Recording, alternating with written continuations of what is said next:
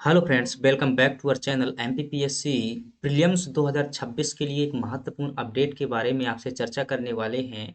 आज की वीडियो में हम महत्वपूर्ण कुछ सूचना के बारे में बात करेंगे। और एमपीपीएससी प्रीलिम्स 2026 का यदि आप एग्जाम देना चाहते हैं तो पूरा वीडियो ध्यानपूर्वक देखिएगा। ज़्यादा से ज़्यादा 5 से 10 मिनट का वीडियो होने वाला है। सभी इंपॉर्टेंट इन्फॉर्मेशन के बारे में आपके सामने चर्चा की जा रही है। चलिए अपने वीडियो की शुरुआत करते हैं। यदि आप चैनल पर नए हैं तो वीडियो को लाइक करके चैनल को सब्सक्राइब कर लीजिएगा, हमसे जुड़िएगा एमपीपीएससी के सभी प्रकार के अपडेट और तैयारी करने के लिए। चलिए देखते हैं अपने टॉपिक में क्या क्या चर्चा करेंगे।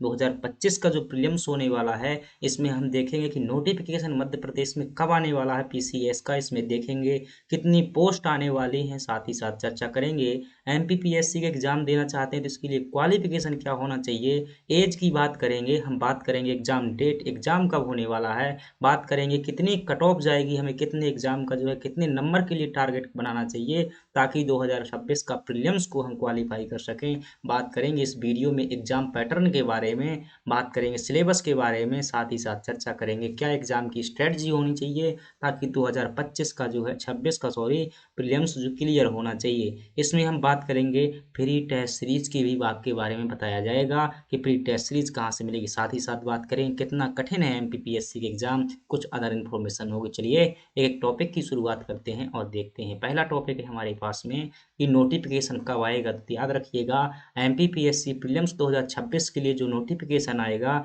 ये 25 से 30 दिसंबर को आपको देखने को मिल जाएगा। दिसंबर के महीने में याद रखिएगा 2025 में ही नोटिफिकेशन आएगा और 2026 से पहले आएगा, यानी कि 25 से 30 दिसंबर के पहले या फिर और इससे पहले आ सकता है। इसकी अधिकतम डेट इतनी ही रहेगी। अगली बात करते हैं आपसे, यदि बात करें कितनी पोस्टें आने वाली हैं एमपीपीएससी प्रीलिम्स 2026 में, निश्चित रूप से पिछले वर्ष की तुलना में ज़्यादा पोस्टें आएंगी क्योंकि पिछली बार लगातार 2 सालों से कम पोस्टें आ रही हैं। इस बार आपको 350 से लेकर 500 के बीच में भर्ती देखने को मिलेगी और निश्चित रूप से एक बड़ी पोस्टें हैं। याद रखिएगा पिछले वर्षों की तुलना में तो आप बेहतर तैयारी को अपनी बनाए रखिएगा और उसी समय का इंतज़ार मत कीजिएगा।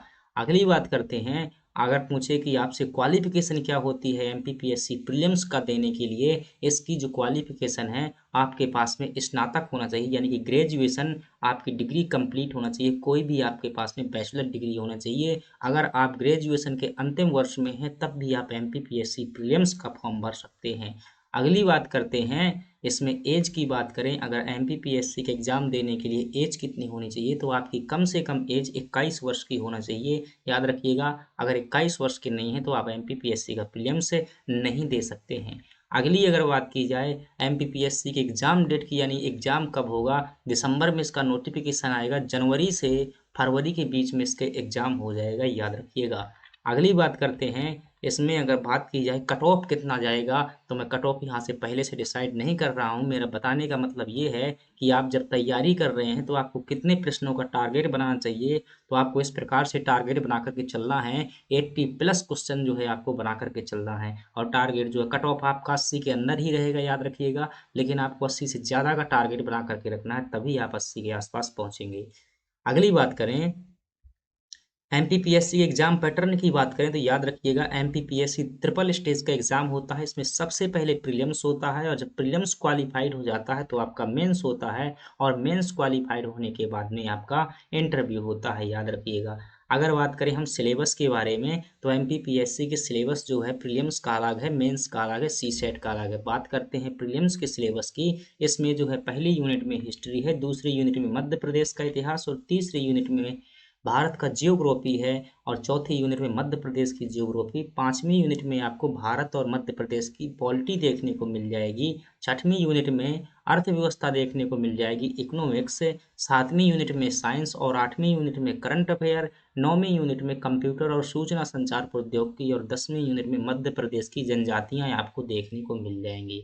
अगर सी सेट की सिलेबस की बात करें तो इसमें मैथ, रीजनिंग और हिंदी मुख्य सिलेबस रहता है। बात करें अगर मेंस के सिलेबस की तो इसमें आपके कुल 6 पेपर होते हैं। जब आप प्रीलिम्स क्वालिफाइड करेंगे तो मेंस के बारे में आपको और व्यापक बताया जाएगा। अभी फिलहाल इतना जानिएगा कि रिटन एग्जाम होता है, गद्यांश के रूप में उत्तर लिखने होते हैं, कुल 6 पेपर होते हैं।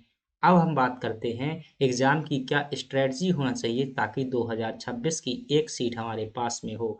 सबसे पहली स्ट्रेटजी है प्रीलिम्स को लेकर के ध्यान रखिएगा। इसकी स्ट्रेटजी है कि आप सबसे पहले जो है सिलेबस में जो पॉइंट दिए गए हैं उनका बेसिक क्लियर कीजिएगा, और जब आपका बेसिक क्लियर हो जाए तो आप जितने भी हो सके क्वेश्चन लगाइएगा, टेस्ट सीरीज कीजिएगा। सी सेट की बात करूँ, इसको पढ़ने की आवश्यकता नहीं है, आप इसे छोड़ सकते हैं क्योंकि इसमें जो है आपको 33% नंबरों की आवश्यकता होती है। अगर मेंस की स्ट्रेटजी की बात करते हैं, अगर प्रीलिम्स आपका क्वालिफाइड होता है तो मेंस की बेस्ट स्ट्रेटजी है कि आप ज़्यादा से ज़्यादा आंसर राइटिंग कीजिएगा।